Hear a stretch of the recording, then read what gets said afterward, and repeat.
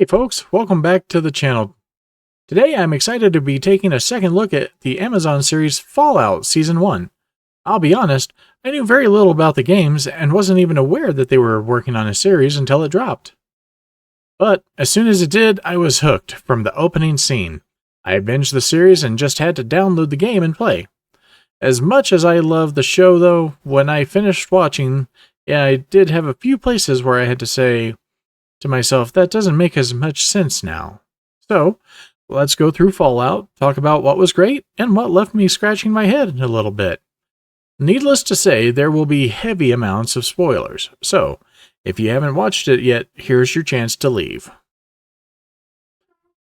Alright, well you've been warned. So I love this opening, with the retro future look and Coop doing roping tricks on top of his horse. It sucked me into the world right away. The acting, costumes, design, it was all fantastic. And I can't forget about the little girl playing Cooper's daughter. She was absolutely amazing. Negotiations were scheduled to continue today as the White House had no comment about the president's whereabouts. We continue the world building with little snips here and there from the news, the weather, and for the viewer, it really does a great job of building that idea that things are about to go off the rails. The specter of nuclear war facing this nation for 10 long years is final.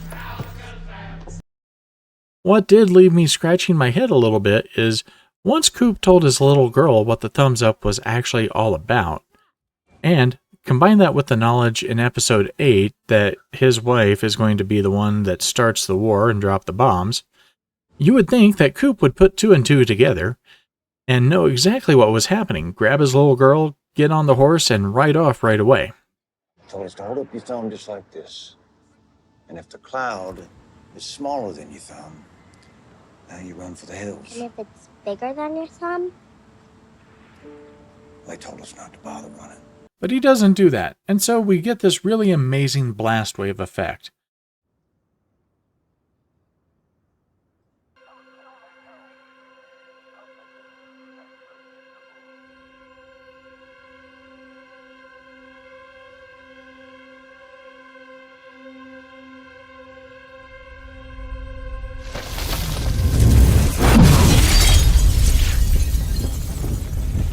Followed by some really realistic display of human nature, if things were to go just chaos. Next, we flash to Lucy in Vault 33. She's leading a very active life, and is obviously a great contender for the inner vault trade, and it doesn't hurt that she's the overseer's daughter.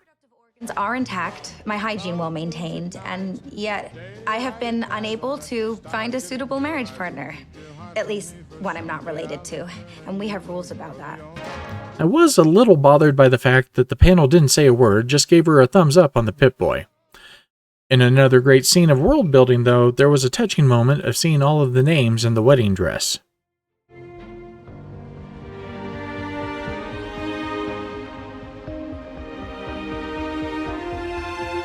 Where the head-scratching did begin for me was once the vault opened for 32, when Hank, Betty, and Steph all saw Moldaver. I'm sure an event such as the death of an overseer would have been event-worthy enough for Bud to have messaged to 33 and let them know that. And they would have been very suspicious of who was coming through the door. I know they couldn't have given it away right away, but they could have alerted security that they needed to be on standby because they had a bad feeling based upon the appearance of these folks. During the feast, Hank said that they didn't know much about what was going on in the world above, but they were obviously keeping track of the radiation. So, once the gunfire began, how did Lucy know about raiders, if they thought no one had survived on the surface? My last question is, where was Betty during all of this fighting? I rewatched and I never did see her. Raiders. During the fight, once the projector is hit, I love how it looks like the bombs are going off again and the descent into chaos. Really, what a chef's kiss to the visuals. We turn our attention to Maximus, the man who would be knight. His first segment really gives us a good idea of who he is. Someone that has taken a beating his whole life, but has never stayed down. He's a fighter, a brawler, He has strong ideas of what the Knights of Steel is supposed to be from his childhood, though they leave us with a feeling of did he or didn't he put the razor in that boot? And when the Predwin has arrived, it's rendered so well, and then we see the Knights in their power armor, and I had chills. Also, I didn't really find any issues with this particular segment, and I didn't have to scratch my head at all. Last, we meet Coop, but 219 years have not been kind to him, and it has changed him into the Ghoul. He destroys the entire group with style and shows off the reasons that he will be a favorite character. Right, friend, about one thing. This right here was your last job. I bet you wasn't quite what you expected, but, well, you know what they say. On the scout books. We take it as it comes. We're on to episode 2, The Target. I think like everyone, I was shocked when they tossed the newborn puppy into the incinerator, but was happy when Wilzig saved 404. Which, if you haven't figured it out by this time, that's actually a reference to Page Not Found on the internet. Everyone scratched their head the moment that the turret came up and said, "Please remain calm," and they couldn't figure out how 404 and Wilzig got away without a scratch on them. We switch back to Lucy, and the team behind Fallout has done a great job continuing the world building, giving the audience a gut punch as she walks through the house and there's the entire family. Night falls, and Lucy makes the amateur mistake by sleeping outside and B, starting a fire to attract the predators. Knight Titus and the Squire Maximus come across a spot where Wilzig and 404 had just left. And let's just say, Knight Titus is going to live to regret being a bully and not living up to what Maximus believes a knight should be. Where were you? Huh? This fucking place. There's always something to ruin your fucking day. Give me a step back. I can't breathe.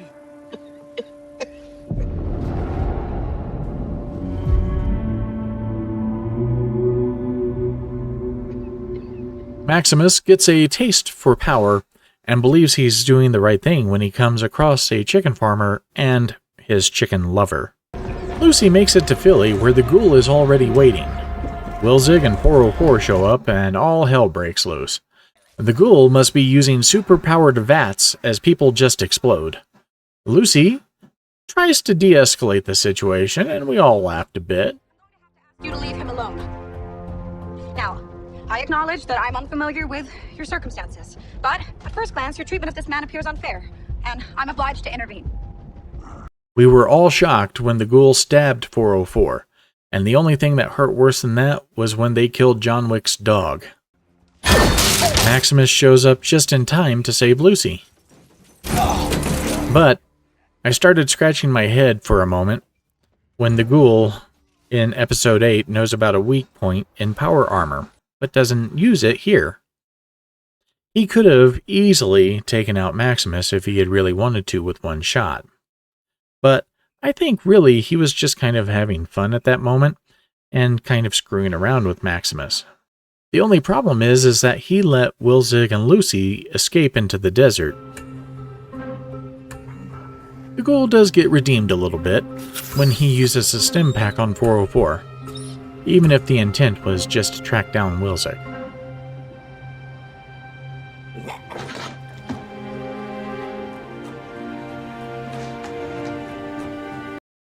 And my last big question of this particular episode is, how is it that Wilzig knows everything about Vault 33? Is that just because of the Enclave? If you know, leave a message in the comment. I'd like any insights that you happen to have. Episode 3, The Head. It was fun seeing the backstory of Coop, and also how important all of this would be in future episodes.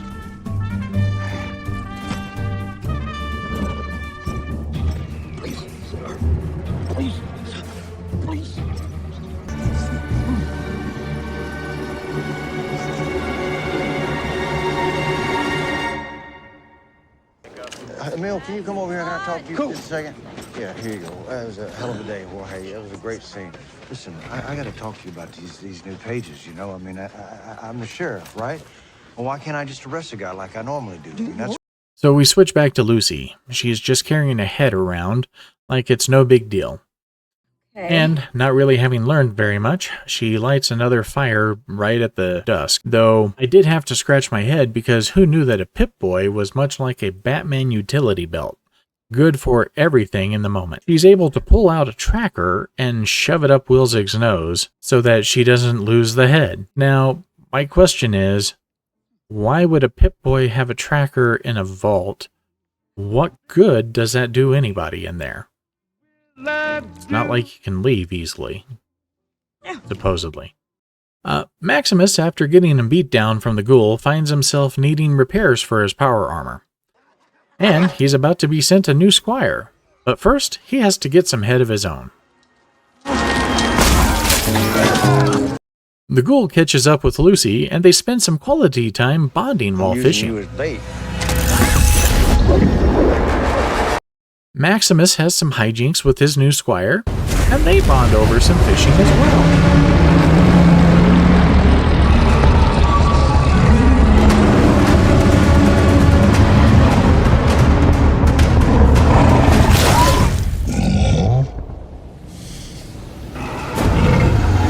And we learn the real reason Coop doesn't do the thumbs up anymore. Episode 4, The Ghouls. Lucy and the ghoul find Raj, who also happens to be a ghoul, looking around for drugs of some sort. Damn! After a few sweet memories, My mom used to... the ghoul helps Raj dry out. Next, Lucy and the ghoul really have a very honest conversation. Now that right there is the closest thing we've had to an honest exchange so far. The ghoul, needing some fresh drugs, decides to trade off a near mint condition Lucy for them. Mint condition. Near mint condition. Chet gets a little closer to Steph as her dead husband Bert. And man, does he know how to make a woman wet. Now that is one wet lady.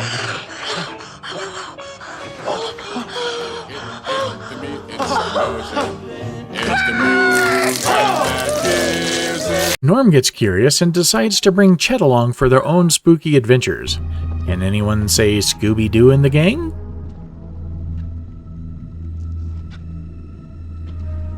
You see? Whatever happened here happened a long time ago.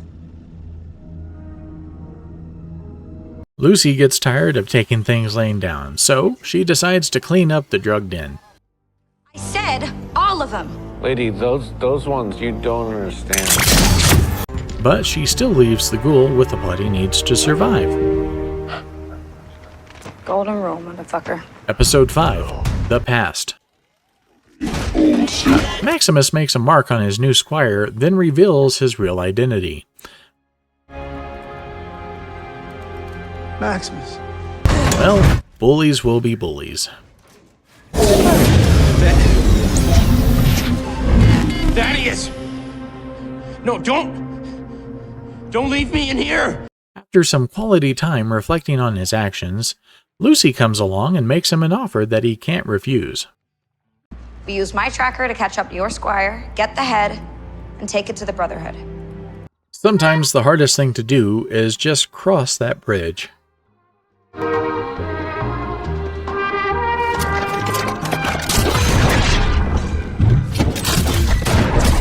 Why? Lucy has a little bomb dropped on her, and well, we learn that it was her dad who did it.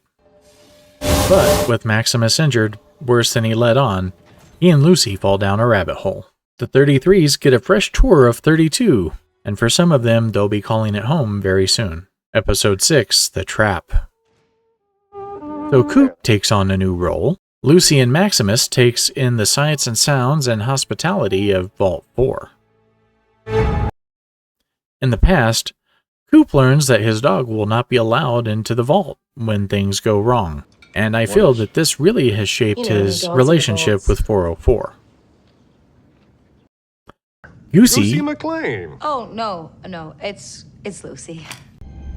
gets a history lesson, and then tracks down some dark secrets in Vault 4. Episode 7, The Radio. Paunch finds himself face to face with the ghoul.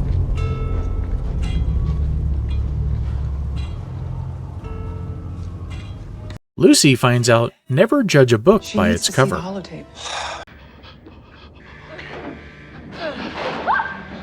What is this? Creature in the video was actually my great uncle Peter on my mom's side. Thaddeus? He deserves that broken foot. Bigger than all of us. Wait. A misunderstanding leads to Lucy and Maximus resuming their search, but not before Maximus reveals his truth. My name isn't Titus, it's Maximus. Titus is the name of the knight who owned this suit before me.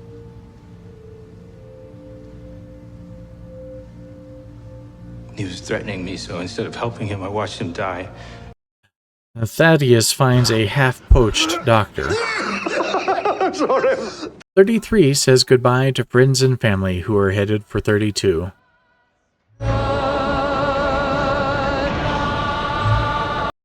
The ghoul saves the day. Some people just don't appreciate good music. This music? Really? Oh, people get fully mad. Oh. I'm just gonna leave it there. Oh. No. Oh. Oh. And did that doctor make Thaddeus a ghoul? And nothing seals a love like a kiss. Episode 8. The Beginning. Maximus faces the music with the Brotherhood of Steel.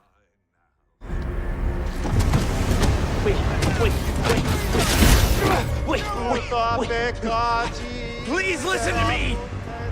I can get you the real head. Lucy has reached her destination. I'm glad she decided to be civil about things. I'm gonna keep things civil.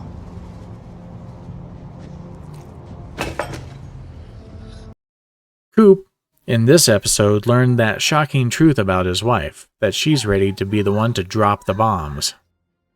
In the bomb ourselves. Norm finds the overseer of 31. He's having a hard time wrapping his brain around things. Well, it all makes sense now, why the ghoul was so ready to bond with Lucy McLean. He knew her father. Moldaver tells Lucy all about her father and her mother, and it turns her world upside down. It all comes down to the final battle. Moldaver's followers who don't stand a chance against the Brotherhoods of Steel. But the ghoul exposes a fatal flaw in the armor. That outfit makes you feel like a big man, though. And I know, of course. Well, I used to wear one back in the day. There was only one problem with it. There was a flaw in the welding, just below the chest plate. I wonder if they fix that in this new model. My remaining big question is, how did Moldaver survive to make it into the future? I don't believe she's a ghoul, so did she have her own cryopod? And if so, who opened it for her? And there we have it. It's our setup for Season 2. You want another autograph, young Henry? Feo fuerte y famo. What do you suppose your brotherhood would do with infinite power? What's out there, leader? You killed her.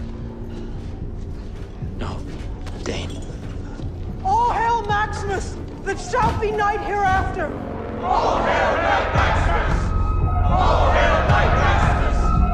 Overall, the writers did a really great job of not leaving me wondering about things too much or considering plot holes as I was going along in the show. They did a great job of drawing me into the world of Fallout. From the casting, the design, the sets, the costumes, and let's not forget the cinematographer. Just beautifully shot everything that there was. There's no wonder that this show has 17 Emmy nominations at this time. Let me know your thoughts and comments below. And if you could hit the subscribe button, feel free. It's an easy, free thing you can do to help me out. So, if you have any suggestions of what I should check out next, leave them below.